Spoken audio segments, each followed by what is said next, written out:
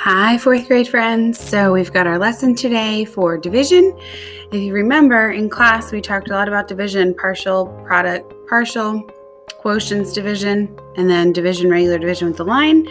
And keep in mind, or bear in mind today when you're doing your lesson, not only do we walk through and we make sure we add the things to the right of the line, but remember the things that we talked about with remainder, interpreting that remainder. What does that remainder mean to the problem or to the question? So 3 things that you can do with that remainder. Ignore it. You can't do anything with it, so you just have to ignore it and not worry about it. The second is to round up. Sometimes you can't let things off to the side, or you can't not include them. So in that case, we round up so all things are included. And the last thing is to break things apart or to split things into fractions. So you can break things up and include them in the whole, so you have that mixed number. So just remember those 3 things when you're doing your work today, and have a great lesson.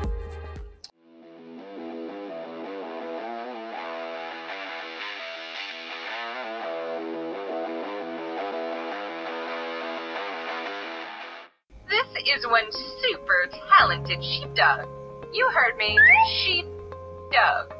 This crazy pooch won a blue ribbon by sorting 96 sheep into 3 equal rows. Let's see if we can find out how many sheep are in each row. Model time! Here are 96 sheep organized into 3 rows.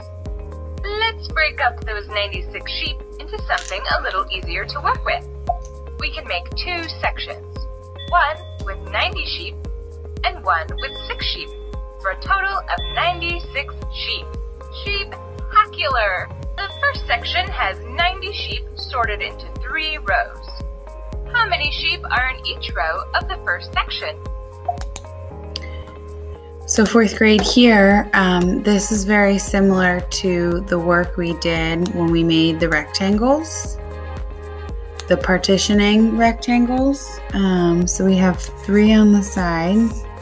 We make that box to equal 90. So we need to know 3 times what gives us 90.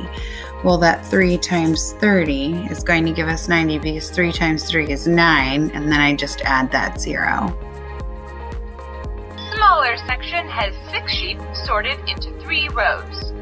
How many sheep are in each row of the smaller section? So 4th grade, this is the same instance here. If we continue on with our partitioning, we already have that 3 times 30 to get that 90. Now they're asking for that 6. So if we draw that other box and put that 6 in there, so 3 times what gives us 6? Well, 3 times 2 is 6. And remember, our end goal was to equal that 96, which we achieved with 90 plus 6 to get that 96.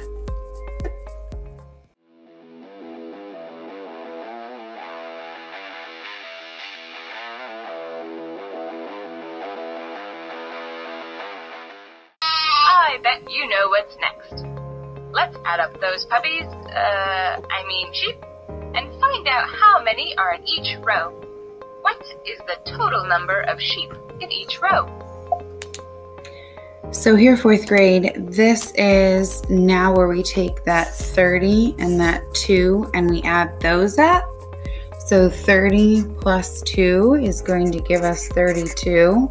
So 3 times 32 is going to give us that 96. So our answer here is that 32. All right, 4th grade, hopefully after working through those first 2 problems together, you can bust through the rest of the videos and do a really nice job on that quiz. Remember to keep in mind some of the things we talked about with division, both in school and then here in this lesson, and also thinking about what that remainder means. Are you going to ignore it? Are you going to round up? Or are you going to break it apart and break it into fractions and split it up? So good luck today with your lesson, and let me know if you need anything. Bye, guys.